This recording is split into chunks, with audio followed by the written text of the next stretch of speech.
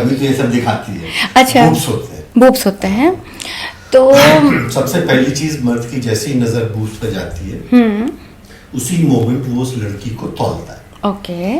तो कई लोग की पसंद होती है बड़े, कई लोग की पसंद होती है छोटे। ओके। तो हर एक की अपनी चॉइस होती है। जरूरी नहीं कि किसी बड़े बूब्स वाले के लिए अगर मैं अट्रैक्टेड हूँ तो कोई दूसरा लड़का भी अट्रैक्टेड होगा, ऐसे जरूरी नहीं। अब क्या अपनी अपनी पसंद होती है। तो आप बताएं आपको किसके बूब्स बहुत ज्यादा पसंद है और क्यों पसंद है? पसंद वाली बात अलग है और बड़े किसके हैं शूट पर जो मैंने अनुभव किया है। किसके सबसे बड़े हैं? वैसे तो अपने बोल्ड इंडस्ट्री में जितनी भी लड़कियां हैं लगभग सबके ही काफी अच्छे हैं, लेकिन इनमें भी एक्सेप्शनली सुंदर जो है वो मालविका तोमर के हैं। ओके, मालविका के बहुत बड़े हैं क्या? अच्छे, ओके। बड़े के साथ सुंदर भी है। ओके, आपने अंदर से अच्छे से देखा है? हाँ, मैंने अच्छे से शूट के दौरान ही देखा। ओके। तो मैं अप्रिशिएट करूंगा।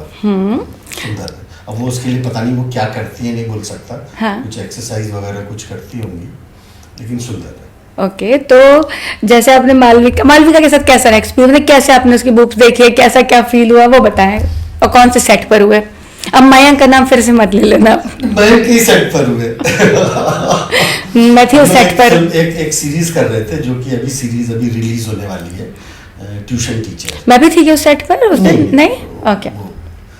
ट्यूशन टीचर वहाँ एडी में वो थी, नीलम थी, और तो उस सेट की बात है। और मयंक तिवारी की स्टोरी थी ट्यूशन टीचर। ये अभी रिलीज होने वाली कुछ दिनों में। ठीक है। उसमें ये ट्यूशन टीचर बनी होती है और मैं उस परिवार, जिस परिवार की ये कहानी है, वहाँ पे मेरा दादाजी का कैरेक्टर होता है। तो ट्यूशन टीचर एक एक करके सबको बेटा सबको सेट करती है। दादाजी की भी नज़र उस पर रहती है। तो वहाँ उस वक्त मुझे मालविका तोमर के साथ बोल्ड काम करने का मौका मिला था। तो वहाँ मैंने अच्छे से काम किया। तो ब्रा वगैरह वहाँ निकाल दिया गया था और सिर्फ हाथ में ही सामान था? हाँ, हाथ में था। तभी तो मैंने फील किया था। हाँ, तभी तो आपको पता चले ना फर्म है, अच्छे हैं। हाँ, अच्छे। तो चूंकि मैं तो लगभग सभी एक्ट्रेसेस हीरोइंस के साथ मैंने काम किया है, तो उन सब में अगर तुलनात्मक अध्ययन करें तो मालविका जी के अच्छे थे। उसके बाद फिर किसके अच्छे थे? जैसे आपने कई लड़कियों के बूब्स छुए हैं, दबाए हैं, तो मैं उसके बाद फिर बताइए, फिर उसके बाद किसके अच्छे बूब्स हैं? मेरी पर्सनल अगर चॉइस की बात करें, हाँ। तो मुझे लड़कियां अपनी वास्तविक जिंदगी में ऐसा बहुत बड़े बूब्स वाली ऐसा पसंद नहीं है। मुझे छरहरी लड़कियां पसंद है। छरहरी का क्या मतलब है? मतलब पतली दुबली कर्वी, मतलब बहुत पतली भी ना हो, थोड़ी हेल्दी हो, फिगर अच्छी हो। ऐसी कौन सी हमारी बोल्ड इंडस्ट्री में? बहुत है। एक दो नाम लें।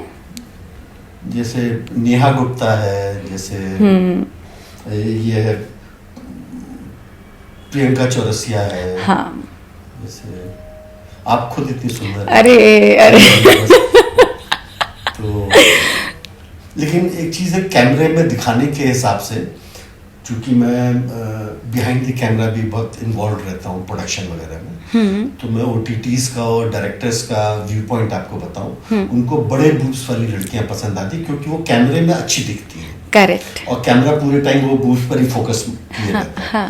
तो इसीलिए वैसी हेफ्टी लड़कियां ज्यादा काम करती हैं। हाँ। आएंगी इसमें। और फिर उसके बाद और किसकी बूब्स आपको बहुत पसंद है? प्लीज। बड़े में प्रिया गामरे भी हाँ, अच्छी है। अच्छी है। और खास तौर से प्रिया गामरे का तो उनके साथ मेरा काफी अच्छा एक्सपीरियंस रहा। कुछ दिन पहले एक हिट प्राइम का ही काम कर रहा था। ठीक है। उसमें हम लोग का किसिंग सीन था, लिप लॉक एंड फ्रेंच किस एंड ऑल। तो शी वाज टेरिफिक। एकदम बहुत पैशनेटली शी गेट्स इन्वॉल्व्ड ना। इतना अच्छा काम करते मैंने, और अपना अनुभव बताऊं, इतना अच्छा अनुभव मुझे और बाकी एक्ट्रेसेस के साथ बहुत कम हुआ है। नहीं, ट्रू। मुझे याद है जब मैं मतलब पहली बार मैं गौरव का इंटरव्यू ले रही थी, तो उसने भी प्रिया के लिए कहा था कि she is good, make-out scenes वो बहुत अच्छे देती है, शी इज वेरी कंफर्टेबल। और वो उस कैरेक्टर में घुस के इन्वॉल्व होके करती है। वाओ।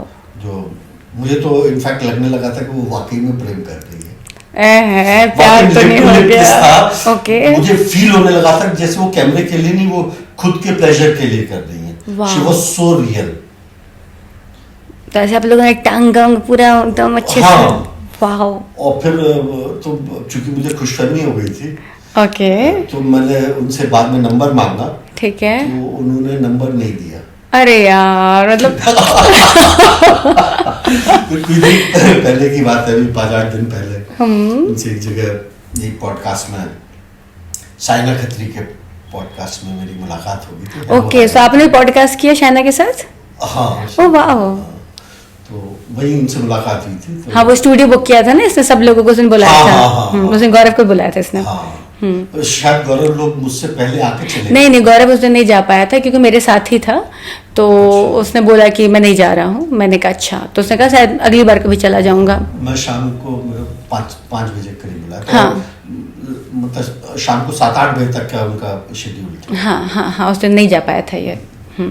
तो उस दिन मैंने फिर अंदर ही अंदर इच्छा बलवती हुई कि प्रिया जी से नंबर लूं, हाँ। लेकिन हिम्मत नहीं कर पाया। शायद यू मिस्ड इट, अदरवाइज मैंने जानती हूँ, मैं सीन जब भी वो देती है बहुत इन्वॉल्व होके देती है। She does very real. बहुत अच्छा।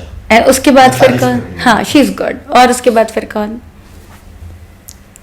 सभी एक्ट्रेसेस तो सभी बहुत अच्छी हैं। अरे आपने लेकिन इतने सारे बोल सीन्स किए हैं, ऐसा जैसे देखो कुछ लोग होते हैं, जैसे प्रिया बहुत अच्छे से इन्वॉल्व हो गई, ठीक है, मालविका के साथ आपके बहुत अच्छे सीन थे, कुछ ऐसे भी जो लोग। मुझे याद रह गए। हाँ। अच्छे सीन्स तो सबके साथ ही होते हैं। मैं सबके साथ कंफर्टेबल रहता हूँ, रिस्पेक्टफुल रहता हूँ, और ये सारी लड़कियां मेरे साथ भी अच्छा व्यवहार रखती हैं। हाँ। तो मैं समझता हूँ कंफर्टेबल रहती हूँ। जिसने आपको निचोड़ दिया उस वही आपको याद है। जो मुझे याद रह गया, जो अनुभव जो मुझे छू गया। ओके। अच्छा, इसके अलावा और कौन थी? जैसे प्रियंका चौरसिया के साथ भी मेरे अच्छे सीन्स हुए हैं। She is good, she is very, मतलब दिस थिंग बहुत डेडिकेटेड है वो। तो कैसा रहा आपका? नेहा गुप्ता के साथ बहुत अच्छे। बताए दोनों के बारे में। अच्छे बताओ, उसमें क्या बताऊं मुझे। हाँ, अच्छे सीन्स हैं। अच्छा। और एक मैं इनका नाम लूंगा, जो मुझे बहुत डेडिकेटेड एक्ट्रेस लगी, एकदम फुल डेडिकेशन से जो काम कर रही, हेमा। मैं नहीं जानती शायद। हाँ, हेमा पूरा नाम नहीं मालूम, काफी थोड़ा सा हेफ्टी है। हाँ, वो लेकिन उनका वो तो इनफैक्ट डायरेक्टर को भी बताती हैं कि कैसा आप कौन सा पोज लो, कौन सा कंफर्टेबल है, कौन सा नहीं कंफर्टेबल है। वाओ। और मुझसे भी पूछती थी कि आपके लिए कंफर्टेबल है, जबकि मैं सोचता था कि इनकी हैवी बॉडी है तो पता नहीं ये कंफर्टेबल होंगी कि नहीं होंगी, लेकिन मिल करके मतलब आगे बढ़ के जो काम करना जो बोलते हैं, वो डेडिकेशन मैंने उनमें हेमा में देखा था। तो कौन सी सीरीज थी आपकी और हेमा की, फॉर विच ऐप? ये था हेमा के लिए हिट प्राइम का था। Okay. हिट प्राइम पर रिलीज होने वाली है। एसएस के जी डायरेक्टर थे क्या? नहीं, डायरेक्टर मयंक जी थे क्या? नहीं, हेमा वाली ये अमित झा। अच्छा, मैं नहीं जानती उनको। अमित ओके। झा। वो मयंक जी की फ्रेंड है। ओके। अमित झा। वाह।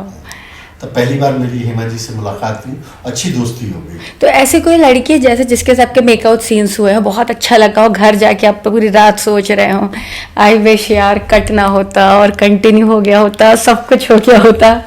अब देखिए, जब अपन परफॉर्म करते हैं जब कैमरे के आगे, हाँ। तो बट नेचुरल है कि सीन होने के बाद और शूट के बाद फिर उनसे जान पहचान ताल्लुकात हो ही जाते हैं। मेरी इस इंडस्ट्री में काफ़ी पहचान है, काफ़ी फ्रेंड्स हैं, गर्लफ्रेंड्स हैं, तो बातचीत तो होती रहती है। बाकी फिर सेट के बाद कभी किसी के साथ कुछ हुआ है? काफ़ी ओह, ओके। अब आप नाम मत पूछिए। नहीं, उनके नाम नहीं पूछूंगे मैं, क्योंकि वो आपकी प्राइवेसी है, दैट्स प्राइवेट लाइफ। तो बट 1-to-1 रिलेशन बन जाता है। Okay. और जैसे 10 के साथ अपन काम करते हैं तो 4-5 के साथ तो कंफर्टेबल हो ही जाता है। फिजिकल रिलेशनशिप बनते रहते हैं। हाँ। एंड वो फ्रेंड्स विद बेनिफिट वाला कि फ्रेंड्स विद बेनिफिट, कि तुम मेरी जरूरत पूरी करो, मैं तुम्हारी, and there is no name in that. हाँ जी, हाँ जी। ऐसा प्यार वाला नहीं होता ना वो। प्यार अब मेरी जैसी परिपक्व उम्र में क्या प्यार होगा, लेकिन जरूरत की बात है, जरूरत पूरी हो जाती है, उनकी भी मेरी भी। ओके, इसके आगे की बातें मैं करूंगी अगले एपिसोड में।